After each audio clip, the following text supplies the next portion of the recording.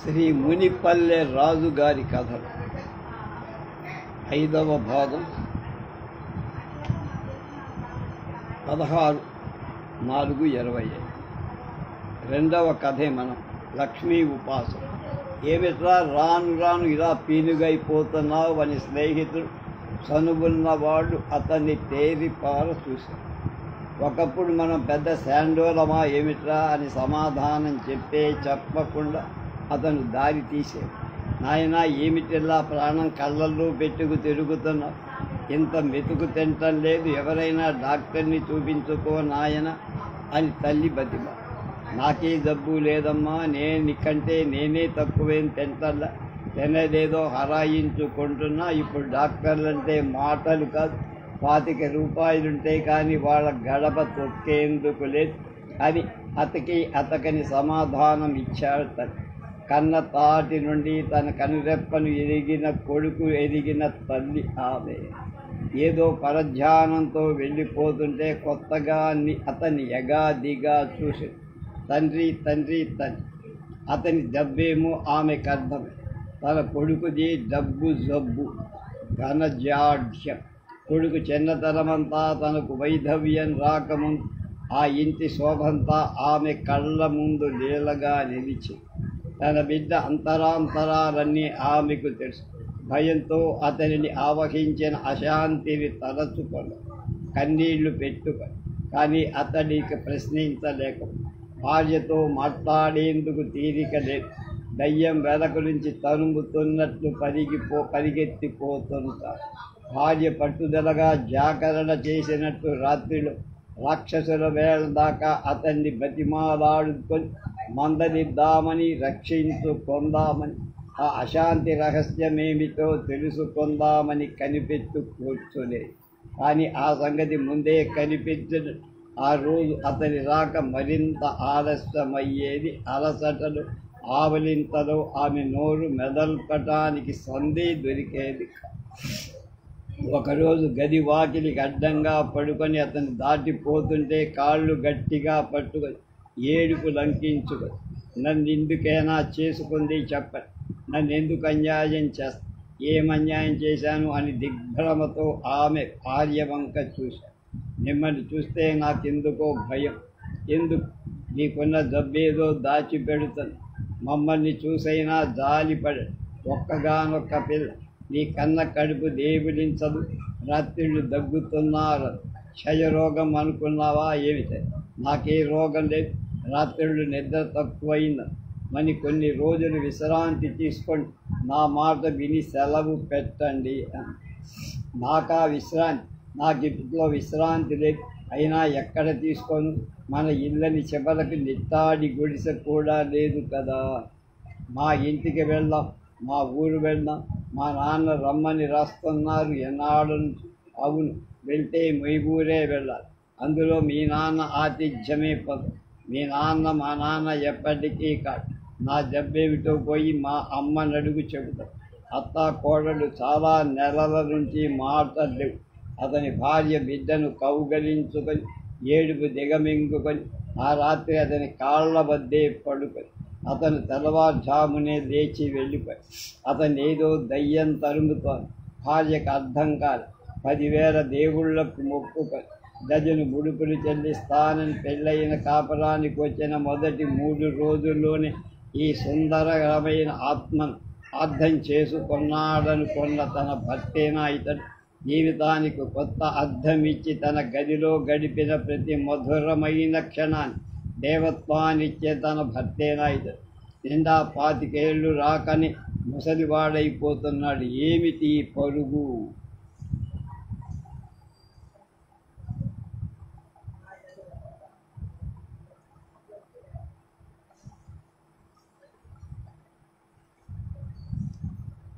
ఏమిటి వైరాగ్యం? ఏమిటి నిరాశా ప్రకృతి?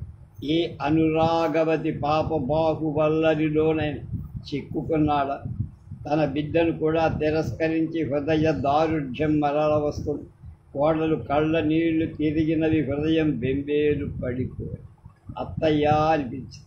అప్పటికి వాళ్ళిద్దరూ మాట్లాడుకొని సంవత్సరమైనా గడిచి ఎవరి కోసం ఈర్ష్యపడి ఎవరి మీద అంతర్బాహ్య అధికారం కోసం ఇద్దరు శత్రువుల వలె చిరకాల మౌనంగా తొలగిపోయారు. అతడి మీద ప్రేమ అవ్యాజానురాగాలతో ఆ ఇద్దరు చూపులు కలిశాయి, మాటలు దొరికాయి. అత్తయ్య వయసు మళ్ళుతున్న ఆమె తన కోడలి కళ్ళల్లో చూసి ఆ కళ్ళల్లో ఈర్ష్య, కోపం, ఆడ సాధింపుకు బదులు అనురాగం, అర్థం, అవ్యక్త ఆందోళన, అశ్రుజలం నిండివని. ఆ ఇద్దరి కళ్ళు ఒకే భాష ఒకేసారి మాట్లాడాయి. ఆ ఇద్దరికి జీవనం, జీవనాధారం, గతి, ముక్తి, ఆత్మ అతడి మూర్తి. అత్త గద్గదంగా ఇది మా ఇంట్లో ఉన్న రోగమే పిల్ల, నీకు తెలియదు. నీ మామగారు ఆ పిల్ల గుండె కొట్టుకోవటం దాదాపు ఆగిపోయేది. మీ మామగారు నేను కాపరానికి వెళ్ళినప్పుడు ఇంతే పెద్ద సంసారం, చాలని సంపాద. నా మీద ఆశలు పెట్టుకున్న వాళ్ళు మిమ్మల్ని సుఖపెట్టలేకపోతే నా బతుకెందుకని ఇక నడుం బిగించి ఇక ఇదే వరసనుకు రాత్రింబగళ్ళు ఇంటి పట్టున ఉండేవారు కాదు. 1,00,000 పనులు తవ్వి నెత్తికెత్తుకున్నా ఎప్పుడు ఇదే మాట, ఇంత సంపాదించి మిమ్మల్ని సుఖపెట్టకపోతే నేను అన్న స్మరణే స్మరణ. ఆయన తలబెట్టిన వేళ విశేషమేమో పోయినవి పోగా మిగిలిన పనుల్లో వేలకు వేలు అడ్డి. ఇక ఊరుకోవచ్చుగా. ఊరుకుంటే ఎట్లా? కూర్చొని తింటే కొండలు కూడా తరిగిపోతాయని ఒకటే ఆవేదన. లక్ష్మి ఎలా నవ్వుతూ నాట్యం చేస్తూ నీ వెంటే వచ్చిందో అలాగే తనం కాదన్నట్లుగా, తనకు పట్టనట్లుగా, తను లేనన్నట్లుగా, తనను కొలవలేదన్నట్లుగా వెళ్ళిపోయింది. ఏముంది, ఎక్కడ బయలుదేరామో మళ్ళీ అక్కడికే వచ్చాము. వీళ్ళ కుటుంబంలో ధనపిచ్చ జాస్తి, ఉన్న దాంట్లో తృప్తి పడే రకం కాదు. అయితే నీ కొడుకు డబ్బు పిచ్చ, మనల్ని సుఖపెట్టాలని ఆవేదన. నీ మామగారి ఆవేదన డబ్బు పిచ్చ, మనల్ని సుఖపెట్టాలని. కోడలి హృదయ భారం కొంత తీరు. భర్తను అర్థం చేసుకున్నాననుకున్న తన అర్థానికి 1000 అపార్థాలు, ఇంకో 1000 అపార్థాలు ఉన్నాయని గ్రహించి తను తన భర్త వృద్ధులై పోలేదులే అని లోపల సంతోషించి తన మీది అతడే శ్రద్ధకు ఉప్పొంగిపోయి ఏమిటో ఒక వైరాగ్యం ఆవేశం. ఎన్నాళ్ళు అత్తగారి మీద తన దురభిప్రాయం, ఊసు ఆ క్షణంలో మరిచిపోయి పిల్లలకు తనకు గుడ్డలు సరైనవి లేవని విసుక్కున్న రోజులున్నవా అనుకుంది. తన మొగుడు కొనలేని వేడి నీళ్ల బాయిలర్ కోసం, చక్కని ముద్దులొలికే రేడియో కోసం, ఇట్టే కాఫీ వేడి చేయగల కెరోసిన్ స్టవ్ కోసం, ఆ వీధిలోనే ఉన్న 60 రైల్వే గుమాస్తా ఇంట్లో ముసలమ్మ చూపిన కాఫీ ఫిల్టర్ కోసం కలలు కానీ ఆయన ఎందుకట్లా వేధించింది. కట్నం కింద వచ్చిన వెండి పళ్ళాన్ని తాకట్టు పెట్టిన తల్లికి డబ్బు చేసిన నెలలో ఒక ఒంటి పేట గుడుసు దయాదాక్షాణ్యాలు లేకుండా అమ్మేసిన నెలలో భర్తతో మాట్లాడటమే మానుకున్న పాపిగాదా తను. అవును, ఆ పాపమంతా ఈ పశ్చాత్తాపంతో పోతే ఆనందం, దుఃఖం కలిసి వచ్చి ఆమె శరీరం వేయి కొలిమై కళ్ళు ఎర్రబడి ఆగని ధారగా దుఃఖజలం పొర్లి వస్తారు. తల్లి ఏడుస్తున్నదని ఏమీ తెలియక పిల్ల కూడా ఏడుస్తుంది. ఆ సమయంలో వచ్చాడు. ఎందుకు ఏడుస్తున్నారు? ఆమె గడబిడపడి మీ పాదాల తోడు నేను ఏడవటం లేదని ముద్దు మాటలతో ఒట్టు బెట్టుకోపోయి అతడు భార్య పక్కనే కడప మీద పూలబడి ఎబ్బెత్తుపోయిబడి ఓదారుస్తూ అన్నాడు. ఇదిగో చూడు సుందరం, నీ బాకీ అంతా తీరుస్తా, పైసలతో సహా.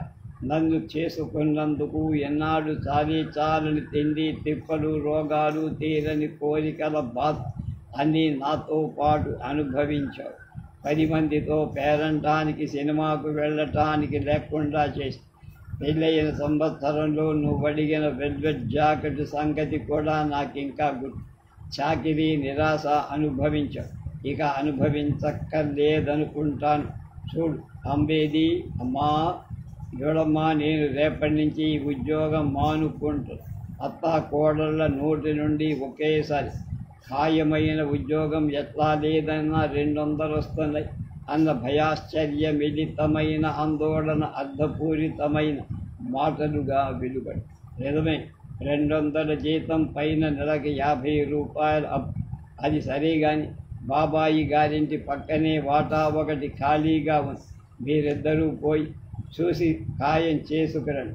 నేను బొంబాయి పోతే మీకు పెద్ద తోడుగా బాబాయి ఉంటా. అప్పులు తీసుకొని ఇచ్చే స్వభావం కాదంటారా? ఆయింది పిన్నిది పర్వాలేదు, మన వంటి వాళ్ళేగా. అత్తాకోడళ్ళు కాళ్ళు చేతులు చల్లబడి ఈ సన్నని యువకుడిలో ఏం పిశాచం ఆవేశించి బొంబాయి వెళ్తాడా? ఎక్కడది? మన భాష, మనుషుల తిండ ఒక్కడే ఏమైపోదాం. జ్వరం వస్తే ఎవరితో? లారీలు, కార్లు, రైళ్ళు అలా తిరుగుతుంటాయి కాబోలే. ఎందుకలా బొంబాయి? ఇక్కడ నీకేం తక్కువైందంట్రా? తోటి వాళ్లతో పాటు బతకలేమట్రా? కరువు గంజో తాగి. ఇప్పుడు తాగుతున్నది మాత్రం ఇంతకన్నా ఎక్కువేం కాదుగా అమ్మ. కరీ గంజి ప్లస్ వ్యాపారస్తులు కలిపిన సన్నరాళ్ల మరబియ్యం. మన పేరు మధ్య తరగతి నా వాళ్ళు. తెల్ల చొక్కా పిరికి వాళ్ళ తరగతై ఎవడు చూసినా ఈ తరగతి వాడిని మోసం చేసి దబాయించి టోపీ వేసి దోపిడీ చేసేవారు. రైల్వే పోర్టర్ ఫస్ట్ క్లాస్ ప్రయాణికుడి వద్ద పన్నులు పావులా తీసుకుపోతారు. ఆ బరువుకే అతను మనల్ని తిమ్మి 4 గింతలు ఎక్కువ కాజేస్తాడు. సినిమాకి వెళితే చదువు సంఖ్యలు లేని పెదవ మన నెత్తిన కాళ్ళు పెడతారు. సిగరెట్ల దుమ్ము దులుపుతారు. మనం ఏమీ అనలేమని, పోలీసుల దాకా వెళ్ళలేమని, వాళ్లకు లంచాలు ఇవ్వలేమని అందరికీ తెలుసు. అది డబ్బు లేకపోయినా ఉన్నట్టు నటించే వాడి జీవిత రహస్యం. ఇది నాకొద్దు, నేను బొంబాయి పోతాను. 1-2 నెలల దాకా మీకే ఇబ్బంది లేకుండా అన్నీ ఇంట్లో పడేయించి చిల్లరగా కొంత డబ్బిచ్చి తర్వాత అక్కడి నుంచి పంపుతా. ఈ వారంలోనే అతను ఎవరి మాట వినకుండా బొంబాయి వెళ్ళిపోయాడు. బొంబాయి వెళ్ళిన చాలా రోజుల కంటే దాదాపు నెలకు ఉత్తరం రాసివారు. అందులో ఏం కట్టే కొట్టే తెచ్చే అన్నట్లుగా డబ్బు పంపుతానని మాత్రం రాసి ఆ వ్రాయటం మళ్ళీ 3 నెలలకు కానీ ఈ మాట ఉద్ధరం కాదు, ఇన్సూర్ చేసిన కవర్లో డబ్బు వచ్చి దేనికైనా సమర్థుడు అనుకున్నారు అత్తాకు. అడపాదడపా వచ్చే ఉత్తరాలు, విశేషాలు, వివరాలు డబ్బు కోసం చూడవద్దు, మీకు కావలసినవన్నీ కొనుక్కోండి అని మాత్రం ప్రతి జాబులో రాస్తున్నారు. డబ్బు పెత్తనం వచ్చింది కనుక అత్తాకోడలు మళ్ళీ కొరకర్రలు ప్రారంభించారు. పిల్లయిన ఎత్తవారింట్లో ఉంటూ పుట్టింటి చుట్టూ మురిపాలు ఈ మధ్య ఎప్పుడూ ఎరగని కూతుర్ని పిలిపించి బట్టలు పెట్టింది అత్తగా. కోడలికి కన్నెర్రై. కానీ దూరాన ఉన్న అత్తగాడికి ఇవేం తెలియవుగా. ఈ మాట ఉత్తరంలో తన సొంత కూతుర్ని పాతబడి మాన్పించే కాన్వెంట్ స్కూలుకు ఎంత ఖర్చైనా సరే పంపించమని రాశారు. బాబాయికి ఇటువంటి పెద్ద పనులపై ఈ మధ్య నుంచి కమిషన్ దొరుకుతుంది. అత్తకు తెలియకుండా కోడలు కొన్న బంగారు బేరంలు ఈ మధ్య సవరన్ కమిషన్ సునాయాసంగా సంపాదించారు. బొంబాయి నుంచి వచ్చిన హుకం ప్రకారం పెద్ద ఇంట్లోకి మారారు. ఈ ఇంట్లో ఎలక్ట్రిక్ లైట్లు అన్నీ ఉన్నాయి. రేడియో కొనేశారు. బాబాయిని ఏ కొనుగోళ్లకు పెద్ద కమిషన్ కొట్టేయాలని ఇచ్చిన వాగ్వాదనలు అతనే అనేశాడు. మధ్య వచ్చిన సిరి కాదుటమ్మా అని. ఎవరి రహస్యపు కొనుగోళ్ళు వాళ్ళకున్నాయి కాబట్టి అత్తా కోడలిద్దరూ మాటను భరించి ఊరుకున్నారు.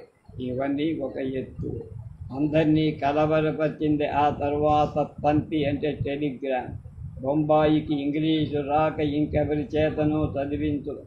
ఏవమ్మా నువ్వే, మన రాముడేదో కేసులో ఇరుక్కున్నట్టుగా ఉంది, ఎంత డబ్బుంటే అంతా పంపించమని వైర్లెస్ కొట్టాడు. అత్తా కోడళ్ళు డబూ దిబు అన్నారు. పెట్టెల సంతు నుంచి, వంటింటి బూజు గోళ్ల నుంచి విలువగల వస్తువులని తెగమ్మ.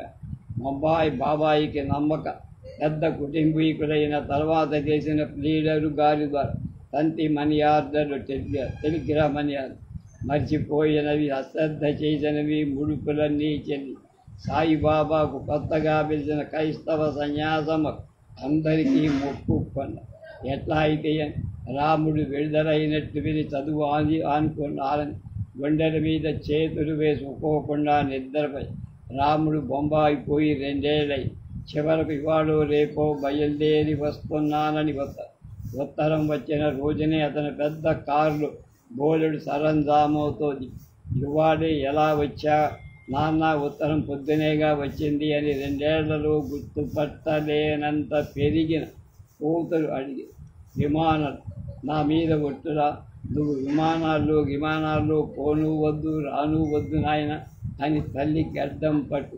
ఏమమ్మా వంట మనిషి పెట్టుకోలేదు అన్నది అతని మొదటి ప్రశ్న. ఏమిరా నేను చచ్చిపోయానా? అది కాదే మన హోదాకు తగదు అన్నాడు. కోడలు మొగుడు తెచ్చిన కొత్త చీరను గొరుగమ్మలకి చూపించి కానీ భార్యతో మాట్లాడేందుకు అతని కొన్ని నిమిషాల కంటే తీరిక దొరకల. వచ్చిన రోజు నుంచి పట్నమని హైదరాబాద్ అని ఎక్కడికి వెళ్ళాడు? వెళ్ళి వస్తాను. కారు కోసం ఇంకో ఇంట్లోకి మారాల్సి. వంట మనిషి వచ్చి తల్లి భార్య అతని మీద ఆనాటి కేసేమిటో అడుగుదామని 10,000 సార్లు ప్రస్తావించబోయి రాముడికి తీరికే దొరకల. వివరంగా చెప్పడానికి ఇన్కమ్ ట్యాక్స్ కేసులు నీకేం తెలుస్తాయిలే అనేవారు. నిజంగా వాళ్ళకేం తెలియదు. ఇంట్లో ఎవరికి క్షణం తీరిక లేదు. కొంచెం తీరిక చేసి కూర్చుంటే వంట మనిషి ఇంట్లో పదార్థాలు వ్యర్థం చేస్తుంది, పని మనిషి దాచేస్తుంది. బాబాయి రంగ కబుర్లో పడిపోయి మోసపోకుండా ఉండటానికి అసలు నిద్రే పోకో. ఇవన్నీ రాముడు తెచ్చిన తిప్పలు. బాధ్యతలో తెలుగో గొప్పో ముప్పో అత్తాకోడళ్లకు తెలుసు. అయితేనే ఇంట్లో ఎవరి లేదడిగినా అది వెంటనే శాంక్షన్. కానీ ఆ వస్తువు తీసుకురావటానికి మాత్రం అతనికి తీరికొండదు. డబ్బు పడేస్తాడు, పోతాడు. తల్లి తీర్థయాత్రకు వెళ్ళాలని పుని స్త్రీగా ఉండగా తలుచుకున్న కోరికలు ఈనాటి కొడుకునడి. అతను ఖచ్చితంగా చెప్పి నాకు తీరిక లేదమ్మా, వంట మనిషిని తీసుకొని మొదటి క్లాసులో నాకేం కర్మరా, చెట్టంతా కొడుకును పెట్టుకొని పరాయి వాళ్ళని నమ్ముకోవడం ఏదీ తీరికది. సంపాదించావుగా కదా, ఇంకా ఎందుకురా అంత దుగ్ధ విశ్రాంతి లేకపోతే జీవితం ఏమైపోతుంది? నీకు తెలియదులే అమ్మా. కూతురు తింటే కొండలు కూడా తరిగిపోతాయి, పన్నులు తెగమింగేస్తున్నాయి. బిజినెస్ అంతా స్వయంగా చూసుకోవాలి. ఎవరిని నమ్మినా గోతిలో తోస్తా. ఎన్నో సంవత్సరాల క్రితం తన భర్త అన్న మాట మళ్ళీ ఆ ధోరణి ఆమెకు జ్ఞాపకం. ఈ మాటలు విన్న కొద్ది రోజుల్లోనే ఆయన సంపాదించిన ఆస్తంతా కరిగి ఆమె ఒళ్ళు జలధరించి కొడుకును ఆందోళనతో భవిష్యత్తును గురించి భయంతో కంపించిపోయి. ఆ 5-6 సంవత్సరాలు సుందరాని ఇంకో 2 పిల్లలు. కానీ అప్పటికన్నా భర్త ఇంకా ఏమీ సన్నిహితుడవల. ఎప్పుడూ హడాబడి ఆలోచన అలసట. సుందరికి ఒళ్ళు వచ్చాయి, బోలెడని సొమ్ములు వచ్చాయి. తర్వాత అల్లుడు వచ్చి పెద్ద కూతురికి బ్రహ్మాండంగా పెళ్లి చేశారు. ఈ పెళ్లికి ఎంత ఖర్చు అయిందో ఎవరికి సంవత్సరం లోపల అల్లుడు కూతురు వచ్చినప్పుడల్లా కూడా రాముడికి తీరిక చిక్కల. అల్లుడి మర్యాదలని సుందరమ్మ స్వయంగా కూడా. మర్నాడు సంవత్సరమే రాముడు ఐపీ పెట్టాడని వదంతి బయలుదేరి తల్లి భార్య అతడేమి అడగడానికి కూడా భయపడి. ఏమైతే ఇంటి ముందు నిలబడుతున్న కార్లు పెద్ద పెద్ద తలగుడ్డలతో వస్తున్న చెట్టియారు మార్వాడి, అంతకన్నా పెద్ద కళ్ళజోడులో వస్తున్న ప్రియుడు. ఈ సంచలనమంతా కూలిపోతున్న రాముడి సామ్రాజ్యాన్ని చివరి మిత్రుడుగా కనిపించి మొసలిత సుందరానికి ఏడుపు రారు, సుందరి దుఃఖము రారు. భయంతో ఆ 2 ఇంకి ఊరంతా ఐపీ అంటే ఐపీ. ఎటు చూసినా అప్పుల వాళ్ళేనడి బాబాయి కళ్ళు పోయినా ధైర్యంగా చెప్పి. ఏమైతే రాముడి కొద్ది రోజుల్లో ఎక్కడి ఒక్కడ సర్దేశాడు. కారు పోయిన, బ్యాంకు బుక్తో పాటు పని మనుషులు, పెద్ద ఇల్లు, వంటమని ఎక్కడి వాళ్ళక్కడ మాయమై దేవాలయం వీధిలో పాత ఇంటికి మకాం మార్చారు. బస్తీ చాలా పెరిగి పెద్ద పట్నమై నిజానికి ఏ మూల ఒదిగినా ఎవరికి తెలియకుండా బతకదు. అందువల్ల పూలమ్మిన ఊళ్ళు కట్టెలమ్మటం మన వాళ్ళు ఎవరికి తోసరు. ఆ ఇంట్లో అందరికీ భయం. ఒక్కసారి వదిలిపోయి పిల్లలు తప్పితే నవ్వని ఇంట్లో ఇప్పుడందరూ నవ్వుతారు. నాయనా నన్ను దేవాలయానికి తీసుకువెళ్తావా? వెళ్దాం పదమ్మా, ఊదత్తులు, కర్పూరం, తమలపాకులు స్వయంగా కొనుక్కొచ్చి తల్లిని శివాలయం తీసుకెళ్ళి వచ్చేటప్పుడు వచ్చిన మల్లెపూలు, వెన్నెళ్ళు బేరం చేసి భార్యకి ఏమండి ముసలి వాళ్ళమైన ఈ ముచ్చటి వంటి ఇప్పుడే ముసలిధర్మ మన జీవితం ఇప్పుడే మొదలయ్యిందన్న చిన్నపిల్లలకు ఎక్కాలు రాలేని ఒళ్ళు కూర్చోబెట్టుకొని శ్రద్ధగా వదిలి వేయించటానికి కూడా తీరిక దక్కిందట. ఒకరోజు వంటింటి గడప మీద కూర్చొని తల్లికి కరివేపాకు దూషిస్తుంది. నాయన ఏమమ్మా మన జీవితంలో ఇన్నాళ్ళు కూడా తృప్తిగా భోంచేస్తున్నాము. అవునమ్మా నాకు ఇప్పుడు తృప్తిగా ఉంది అని రాముడు సిగ్గుపడుతూ తనలో తాను తల్లికి నమస్కరించారు. ఆంధ్రప్రభ సచిత్ర వారపత్రిక 13/11/1957. మనసిన పరితుష్టే కో అర్ధవాన్ కో దరిద్ర. మనసు తృప్తి చెంద ధనవంతుడెవడు, ధనహీనుడెవడు. భర్తృహరి సుభాషితం. 3వ కథ బిచ్చగాళ్ల జెండా. నేను 2వ ప్రపంచ సంగ్రామంలో వైమానిక ఉద్యోగిగా సాగు బతుకుల మధ్య ఆకాశంలో జరిగిన విమాన పోరాటంలో గాయపడ్డా. నా గాయాలు ఏమంత ప్రాణాంతకమైనవి కాకపోయినా నా విమాన పెట్రోల్ ట్యాంకుకు శత్రువుల తుపాకీ గొళ్లతో అగ్ని ప్రమాదం సంభవించిన నాకు తగిలిన షాకుతో చాలా నెలల పాటు నేను మంచంలో ఉండిపోయాను. అప్పట్లో ఆరోగ్యానికి పూనాలు ఒక బంగళా అద్దెకు తీసుకొని ఉండేవాడిని. ఎందువల్లంటే నన్ను రక్షించిన డాక్టర్ మిత్రుడు అక్కడి వాడు. నా బంగళా శివాజీనగర్ తోటల మధ్య రైల్వే గిడ్డంగుల చూపు మేరలు ఎండిపోయిన మూలా నదీ నడక తీరాన మా బంగళా ముందున శిథిలమైన తోటలోని నాకు ఎక్కువ కాలక్షేపం అయ్యేది. ఈ శిథిలవనం పక్కనే చాలా పెద్ద ఖాళీ స్థలం. ఆ స్థలానికి చివరిలో మరొక పాతమే ఖాళీ స్థలం చుట్టూ దాని యజమాని 1 దశాబ్దం కిందనూ ఏమో చేయించిన ముళ్ళ తీగ కొంచెగూడ పేరుకు మాత్రమే మిగిలింది. చాలా రోజుల పాడుబడి జీర్ణావస్థలో ఉన్న ఈ పాత మేళను బొంబాయి సేటు ఒక ఆయన కొన్ని రిపేర్లు చేయించి కొద్ది కాలంలో అందులో మా తోటమాలి వల్ల ఈ సేటు గారి వ్యాపారం యుద్ధం తర్వాత బొంబాయి కడబట్టగా అక్కడ చేరినట్లు. ఈ షావుకారి పేరు శంకర్లాల్ భోగాలాల్.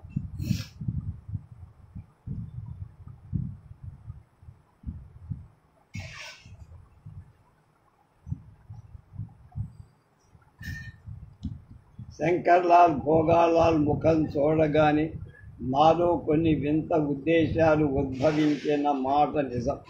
అసహ్య భావం. ఆ ముఖంలో కళాకాంతి సేరు రోల్డ్ గోల్డ్ కళ్ళజోడు వెనక ఉన్న క్రూరత్వం ఏదో నాకు అస్పష్టంగా అనిపించింది. లావుగా పొడుగ్గా భోగాలాల్ భూగి కనపడుతూ ఉండేవి. ఈ కారు లాంటి వాడు నా జీవితంలో సంబంధించి నేను వైమానిక ఉద్యోగిని. బొంబాయిలో చిత్రాలకు సెనేరీలు కథలు రాస్తూ ఉండేవి. నాకు సెనేరిస్టుగా పేరు రాకముందు నిరక్షరాస్యులైన ఏమాత్రం కళా దృష్టి లేని ఫిలిం పెట్టుబడిదారులు కల్పించిన అవమానాలు, హింసలు, మోసాలు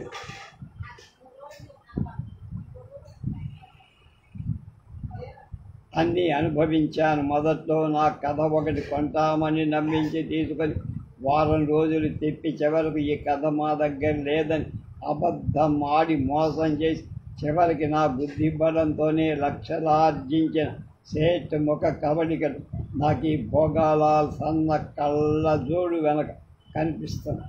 ఈ విషయం నిర్ధారణ చేసుకుందామని నాకు ఒక విధమైన ఉద్వేగమే కాకుండా గొప్ప ఉత్సుకత కూడా కలిగి వైమానిక దళం నుండి విడుదల పొందగానే తిరిగి ఫిలిం కథలు, సినేరియోలు రాయటమే వృత్తిగా నిర్ణయించుకున్న నాకు ఈ పాత మోసగాడి చరిత్ర తెలుసుకునే కుతూహలం జనించడం మానవ స్వభావ దౌర్బల్యం కావు. కానీ ఈ కౌతూహలం తీరకముందు ఒక భయంకర సంఘటన సంభవించి నా ప్రయత్నాలన్నీ భగ్నమై ఎలా జరిగిందంటే శంకర్లాల్ భోగాలాల్ పాత మేడ మీద ఉన్న ఖాళీ స్థలంలో ఒక రోజున హఠాత్తుగా కొన్ని చిన్న గుడిసెలు వెలిశాయి. అది పెద్ద విచిత్రమైన విషయం కాదు. ఆ ఖాళీ స్థలం బిస్తగాళ్ళు, నగరంలో హోటళ్లకు నోచుకోవాలని పల్లెటూరి ప్రయాణికుల చాకులు, కత్తులు, అమ్మజూస్, ఇంకా దోపిడీలు, దొంగతనాలు చేసే రోహిల్ఖండ్ దండు. ఒక విధంగా అది బహిరంగ సత్. నేను చాలాసార్లు రైళ్ల నుండి దింపివేయబడిన గోసాయిలను కూడా చూసి, కానీ ఎప్పుడూ ఇట్లా ఆంధ్రప్రదేశ్ అంటే మెట్ట జిల్లాలలో స్మృతికి వచ్చిన కట్టడాలు చూడను. నిజానికి అది నైజాం ప్రాంతం నుండి పనుల కోసం వలస వచ్చిన వడ్డే ఉప్పరులని, నల్లగా మట్టి బొమ్మల్లాగా ఎండలో నిగనిగలాగే కండలతో, బలిష్టమైన శరీరాలతో బొంబాయి, పూనా నగరాలు ఎన్నో రోడ్లు, కట్టడాలు నిర్మించిన తెలుగునాటి వడ్డే ఉప్పరుల మీద జాతితో భోగాలాల వాళ్ళకు ఈ నివేశ స్థలం ఇవ్వలేదని మా తోటమారి ఒక కబురు తెచ్చి, మరెందుకు ఇచ్చాడు నీకు తెలియదు బాబు. వాళ్ళందరి వద్ద గుడిసెకు 5 రూపాయలు కాజేసి, అంతేకాదు ఆ పైన నెలకు 2 రూపాయలు అద్దె. గుడిసెకు ఒక్క ఇంటికి ఇవ్వాలి. వీటన్నిటి మించిన ఇంకో రహస్యం, ఉప్పర్లు బియ్యం వాళ్ళ పేరున చాలా దొంగ రేషన్ కార్డు సృష్టించి ఆ బియ్యాన్ని తనే నల్ల బజార్లో అమ్ముకుంటా. అవును బాబు, మరి బొంబాయిలో వచ్చిన నష్టాన్ని ఈ సేట్లు తమ ఇతర ప్రదేశాల్లో కదా పూడ్చుకోవాలి.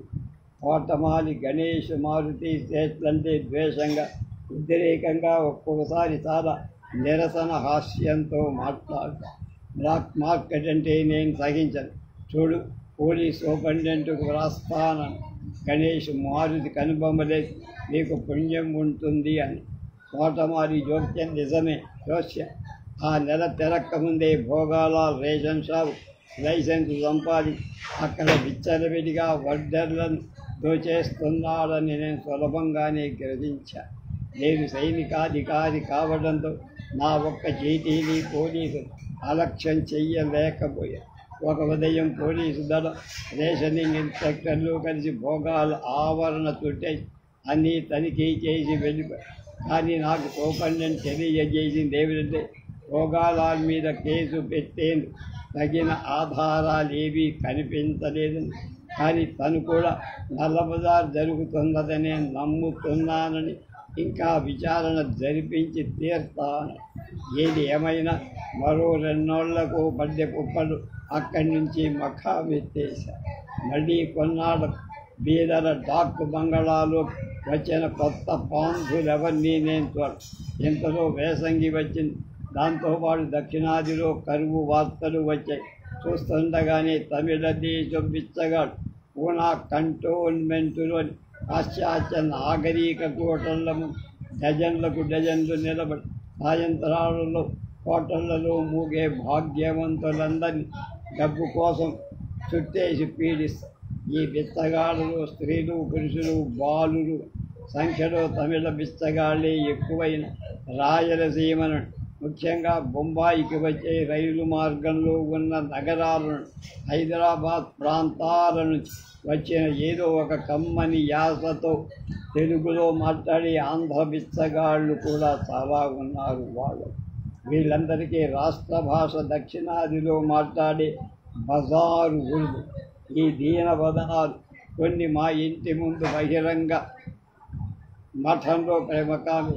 పూనాలో అసంఖ్యాకమైన సంఘాలు, సంస్థలు, క్లబ్బులు ఉన్నాయి. కానీ చాలా వరకే సమాజ సంస్కరణతో స్త్రీల సమస్యకు సంబంధించి. కానీ వీటిలో బిచ్చగాళ్ళ ఉపయోగార్థమై ఒక్కటి లేకపోవడం ఎంతేముంది. అభాగ్య జీవితానికి తరగని పాతరైంది. మన దేశంలో ఏ ఒక్క సంస్థ ఇందరూ భిక్షగాళ్ళను పోషించగలదు. మొదట్లో భోగాలాల్, అతని ఉత్తరాది బంట్రోజు గులాబ్ సింగ్ బిచ్చగాళ్లను అక్కడి నుంచి తరిమేశారు. కానీ గణేష్ మారుతి మిలిటరీ ఆఫీసర్ బంగ్లా తోటమాలి హోదాతో కొందరు నిర్భాగ్యులకి మా కంచె పక్కన ఆదరణ కలగజే మళ్ళీ మోకలుగా రేపటి దినమంటే లేని బిచ్చగాడు ఆ ఖాళీ స్థలం నిండా మూగారు. ఈసారి భోగాలాల్ లాఠీ వాళ్ళ మీద కొత్తలో పగటి భిక్షాటనం ముగించుకొని రాత్రి బహిరంగ మఠంలో చేరిన దేవుడి బిడ్డల పాటలతో రాత్రి 12 దాకా కాలక్షేపం జరిగే కరువును ఆకలిని స్వదేశంలో వదిలేసి వచ్చినట్టుగా ఈ జానపద గేయాలు మళ్ళీ పొద్దునే పూల మళ్ళకు నీళ్లు పోస్తూ ఆ చూడులన్నీ తిరిగి మళ్ళీ వేసి ముసలి గణేష్ మారు వణికే గొంతుతో నాకు మెలకు వచ్చి మరు నిమిషం నాది కాని యుద్ధరంగంలో కూడా నాకేవో అర్థం కాని దృశ్యాలు జీవన పద్ధతులు గోచరమై ఇంటి మీద దిగులు వాకిట్లాగే వృద్ధి చేస్తూ నేను ఆఫీసర్ల క్లబ్కు వెళ్తుండగా ఆ సాయంత్రం గణేష్ మారు దిద్దు బాబు మళ్ళీ సాగిస్తున్నాడు అన్నాడు ముఖం చేతి. ఏంటి ఎవరు? షీర్ సేట్ మల్లబద. నేను పోలీసులకు రిపోర్ట్ చెయ్యటం లేదు అన్నాను ఖచ్చితంగా. మారుతివా వంక చూసి నిరాశగా తల మీద మురికి టోపీ సర్దుకుంటూ తన పని చూసుకోబోయాడు. వెలసిపోయి మురికిపోయిన రంగురంగుల పాత తుంపుల గుడ్డలు మా ఇంటి ముందు బిచ్చగాళ్ల డేరాలు శిబిరం వెలిసింది. వికలాంగులు, వృద్ధులు, రజాకార్, నరకా నుండి తప్పించుకువచ్చిన శరణార్థులు, క్షామపీడితులు, ఈ డేరా కాపుల్లో పౌరు దక్షిణాది భాషలన్నీ, అన్ని బాధలను, అన్ని ఆశలను, అన్ని నిరాశలను భరించే నిశ్శబ్దతనిచ్చే కాలరాత్రులను ఈ నగరంలో ఈ తమస్సులు కలగా పులగంగా సజీవంగా వినబడుతుంది. సృష్టి, ప్రకృతి, లోకం, మానవుడు తిరిగి ప్రాణం పొందే ఉషకాంతుల్లోనే ఈ అనాథ నగరం నిర్జీవమైపోయి. ఈ దృశ్యాలు నేను బాగా అలవాటు పడ్డా. ఈ అనాథ నగరం అలవాడిపోయా. యుద్ధంలో ప్రతి క్షణం, ప్రతి వస్తువులు, ప్రాణులు, జీవితం, ఆత్మలు, మృత్యువు, అపనమ్మకం దర్శించిన నాకు ఈ బిచ్చగాళ్ల సన్నిధి ఏమని కష్టమనిపిస్తుంది. కానీ ఈ నగరాధిపతి ఎవరు? తెలంగాణ యాసతో రాత్రల్లా పదాలు పాడే ముసలి ఎల్లమంద పెద్ద గొంతుతో తమిళంలో తనకన్నా బలహీనుణ్ణి, స్త్రీనుణ్ణి తిట్టే తెలివిగల సుబ్బుగాడు మురుగేశనాథ్ దాస్. భోగాలాల్ నగరాధిపత్యం వహి ఎన్నాళ్ళు అదే గణేష్ మార్ నాకు చెందిన రెండవ కంప్లైంట్. బెచ్చగాళ్ల దైన్యం నుండి, బెచ్చగాళ్ల పాట నుండి రూపాయలు సృష్టిస్తున్నాడు. మాజీ స్టాక్ బోర్డ్ కల్లా ఫిలిం నిర్మాత, వడ్డీ వ్యాపారి, దివాలా కోర్ భోగా. బెచ్చగాడు అడుగు తెచ్చిన బియ్యం తక్కువ ధర కొని అందులో ఎంత తవుడు, ఎన్ని రాళ్ళు, ఎంత మట్టి కలి మహారాష్ట్రకు ఎండు రొట్టెల తినలేక చచ్చిపోతాను.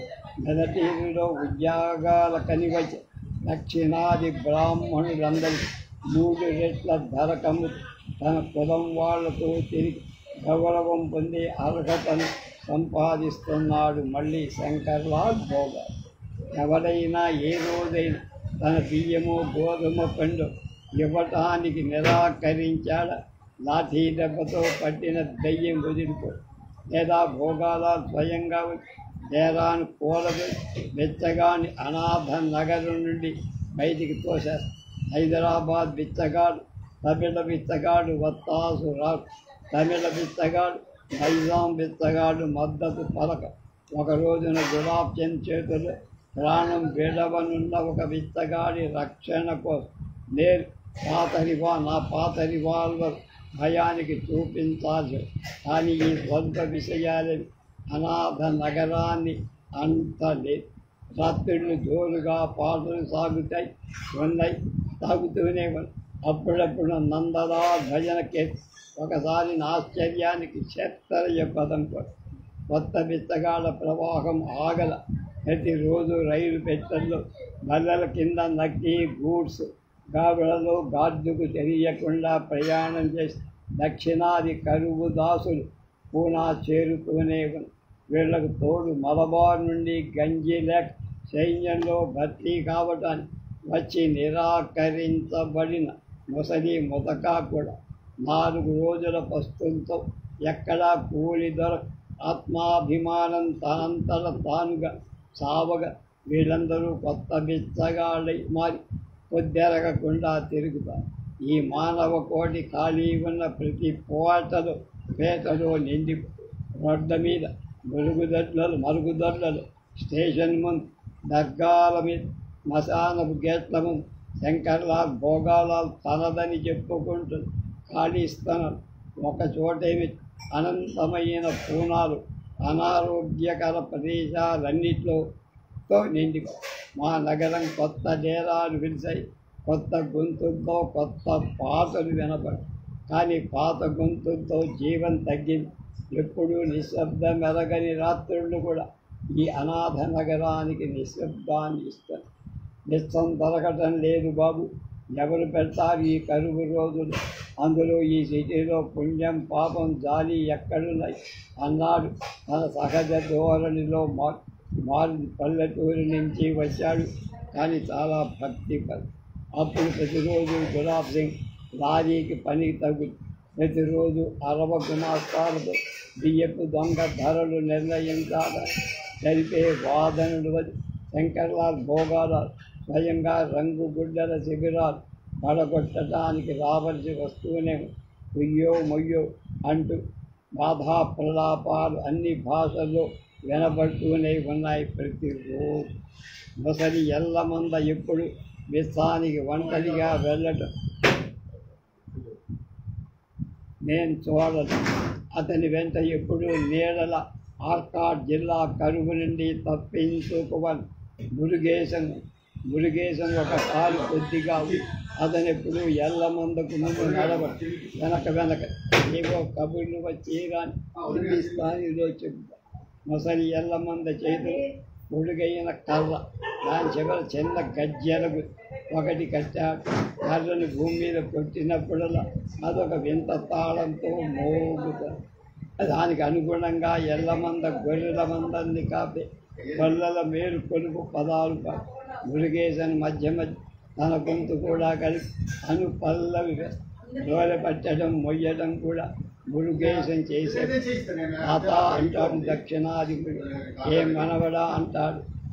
కానీ కొత్త సంబద్ధం వచ్చి పైబడ్డ తర్వాత కాళ్ళెట్టుకుంటూ ఆశలేని శూన్యమైన